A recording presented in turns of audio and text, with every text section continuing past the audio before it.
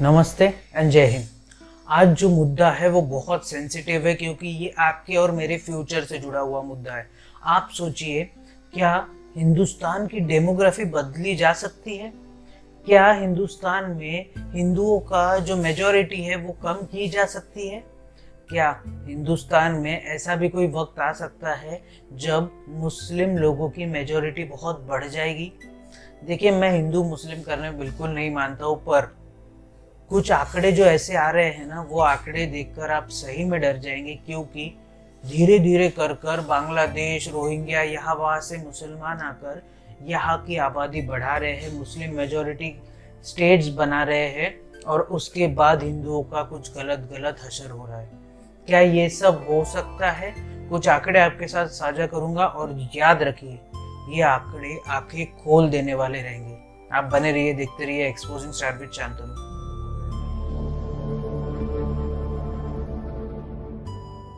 तो जिस तरीके से हम लोग देख रहे हैं कि मुस्लिम लोगों की आबादी जो है वो बहुत तेज़ी से हमारे देश में बढ़ती जा रही है, वो सिर्फ हिंदुस्तानी मुसलमानों की बात नहीं है, वो बात है रोहिंग्या, म्यांमार, इधर उधर वर्मा हर जगह से आने वाले मुस्लिम लोग यहाँ पर आकर अवैध तरीके से बस जाते हैं। उनके वोटर आईडी कार्ड बना दिए जाते हैं, उनका आधार कार्ड बना दिया जाता है, उसके बाद उनका पासपोर्ट बना दिया जाता है, और वो आपके हमारे रिसोर्सों पर कब्जा कर कर बैठ जाते हैं। जो रिसोर्स हमारे आने वाली पीढ़ियों की ज़रूरत है, वो रिसोर्स ये रोहिंग्या मुसलमान या फिर ये जो आबादी है ये सब कवर कर कर बैठी है, और सब नेता चुप बैठे हैं। क्यों? क्योंकि इनका वोट बैंक जुड़ा हुआ है, चाहे फिर वो वेस्ट बंगाल हो, चाहे वो दिल्ली हो, चाहे फिर वो राजस्थान हो, या कहीं पे भी हो। हम लोगों ने कन्हैया लाल की हत्या देखी है, हम लोगों ने अमरावती में जो हुआ वो देखा है, हम लोगों ने कई सारी चीजें और देखी है। एक आंकड़ा आपके साथ साझा करता हूँ, वो आपको अपने आप करना पड़ता है जी। ये 2011 के आंकड़े हैं, क्योंकि सेंसस उसके बाद से हुआ ही नहीं। होना तो हर 10 साल में चाहिए था, बट फिर कोरोना आ गया, कोरोना के बाद से फिर रह गया तो हुआ नहीं है। बट ये 2011 के आंकड़े हैं, अभी तो और खतरनाक हो गए होंगे। अभी के आंकड़े बहुत मैनिपुलेटिव लगे मुझे, इसलिए मैंने वो शेयर नहीं किए, क्योंकि उसमें कुछ ज़्यादा ही बड़ा चढ़ाकर बताया था। बट ये 2011 के जो आंकड़े हैं वो अलार्मिंग है। तो आपने घबराना नहीं है। 2011 में हिंदुओं की जो पॉपुलेशन थी वो थी 79.87%। अब आप सोचिए, 79.87% हिंदुस्तान में हिंदुओं की आबादी थी। तभी मुस्लिम लोगों की जो पॉपुलेशन थी वो थी 14.27%। 10 साल की ग्रोथ जो थी उसमें जो दिखाई गई थी कि आने वाले 10 सालों में हिंदुओं की तादाद क्या हो जाएगी, तो हिंदुओं की ग्रोथ दिखाई गई थी 16.8%, और मुस्लिम लोगों की दिखाई गई थी 24.8%। सीधा सीधा आप समझ लीजिए कि 16 से 24 कितना बड़ा अंतर है। कौन है ये लोग? कहां से आते हैं ये? इनके पास ना रहने को घर है, ना रोजगार है, ना पैसा है, फिर क्यों चले आते हैं हमारे खूबसूरत शहरों को की खूबसूरती पे बट्टा लगाने? ये तो मैंने आपको पहला ही आंकड़ा दिया। दूसरे आंकड़े में तो ऐसा है कि झारखंड में ऐसा कुछ हुआ जो हम सबको शर्मसार कर देने वाला था, क्योंकि झारखंड की एक स्कूल में ऐसा नियम बनाया गया कि यहाँ की छुट्टी संडे को न रखते हुए शुक्रवार को रख दी गई। उसका रीज़न ये बताया गया वहाँ की पॉपुलेशन के द्वारा कि अभी मुस्लिम जनसंख्या यहाँ की 70% से ज़्यादा हो गई है, तो अभी छुट्टी जुम्मे के दिन होगी। जुम्मे के दिन छुट्टी का ही नहीं, तो प्रेयर करने का स्टाइल भी बदल दिया गया। इसका मतलब ये है कि वहाँ पे अभी हाथ जोड़कर प्रेयर नहीं की जा सकती, वहाँ पे आपको दोनों हाथ बांध कर प्रेयर करनी है। जहाँ पे स्कूल में हमको यूनिफॉर्म इसीलिए पहनाया जाता है कि हर कोई एक जैसा दिखे, किसी में ऊंच नीच, किसी में भेदभाव ना हो, वहाँ पे ये सब किया जा रहा है। और झारखंड की सरकार एकदम शांत बैठी है। यही नहीं, अभी और सुनिए। आपको मैं कुछ मेजॉरिटी स्टेट्स बताता हूँ जहाँ पे मुस्लिम रूल बहुत ज़्यादा है। सबसे पहला और बहुत ही दर्दनाक हादसा हुआ था जम्मू एंड कश्मीर में। उसके बाद हमने देखा कि जम्मू कश्मीर में हिंदू लोगों का किस तरीके से जेनोसाइड हुआ, किस तरीके से पीठ से चीर दिए गए, किस तरीके से उनकी बहन बेटियों को वहां ले जाकर उनके साथ में बर्बरता की गई। इसके अलावा लक्षद्वीप की मेजॉरिटी लगभग 87% ऑफ द पॉपुलेशन मुस्लिम है।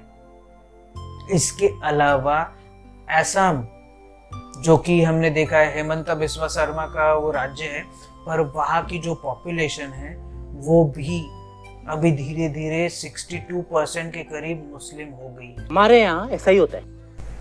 एक डेटा के अनुसार अगर ऐसे ही चलता रहा तो आने वाले 30 वर्षों में हिंदुस्तान के जो हिंदुओं की आबादी है वो रह जाएगी महज 38%।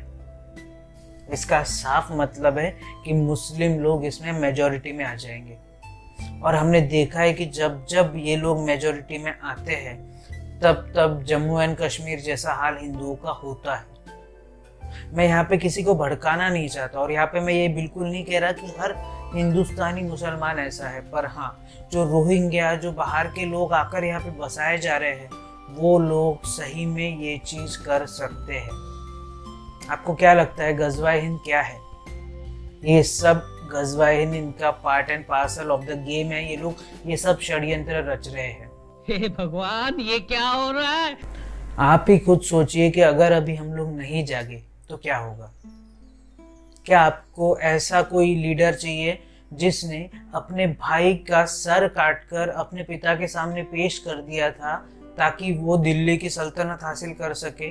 क्या आपको ऐसा भाई चाहिए जिसने अपने पिता को बंदी बना दिया था और उनको पानी तक नहीं देता था, जब उनके पिता ने कहा था कि तुमसे तो बेटर हिंदू है जो मरे हुए अपने पितृ लोगों को भी पानी चढ़ाते हैं और तुम जिंदा बाप को तक पानी नहीं पिला रहे? या फिर आपको ऐसा लीडर चाहिए जो अपने भाई की पादुका सिंहासन पर रखकर तब तक उसने वहां का शासन संभाला जब तक उसका भाई वनवास से वापस नहीं आ गया, और जब उसके भाई ने जो आदेश दिया वो उसके लिए सर माथे की लकीर बन गया?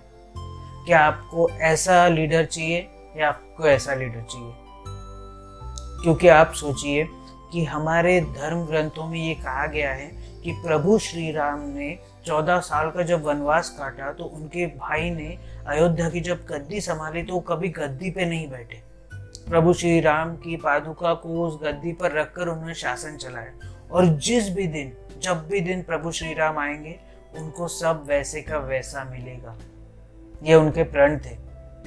अब आपको औरंगजेब चाहिए या फिर आपको प्रभु श्री राम जैसे चाहिए, ये आप पे छोड़ता हूँ, क्योंकि बहुत कड़वा सच है जो मैं आज कहने जा रहा हूँ। शायद कुछ लोग ऑफेंड भी होंगे, पर आज ये वीडियो बनाने का मकसद किसी को प्रोवोक करना नहीं था। ये वीडियो बनाने का मकसद सिर्फ इतना था कि ये जो हो रहा है बहुत गलत हो रहा है। अगर हम फिर भी गलत सरकारें चुनते रहे, अगर हम फिर भी ऐसे लोगों को चुनते रहे जो रोहिंग्या के वोट से यहाँ पर जीतते आ रहे हैं, तो शायद आने वाली 40 सालों में जो भविष्यवाणी की गई है वो कुछ भी हो सकती है। इस बारे में आप क्या सोचते हैं मुझे ज़रूर बताइएगा। अब आप क्या कर सकते हैं, अपने हाथों की सफाई का ज़रूर से ध्यान रखिए। बार बार अपने हाथों से अपने चेहरे को मत छूइए। इसके अलावा सोशल डिस्टेंसिंग का ध्यान ज़रूर रखिए, मतलब अपने में और अगले में कम से कम 10 से 12 फीट का अंतर रखिए। इसके अलावा भारत में बनी कोरोना वैक्सीन कई प्रक्रियाओं से गुजरने के बाद आप तक पहुँच रही है, तो जब भी आपकी बारी आए कोरोना वैक्सीन ज़रूर लगवाइए।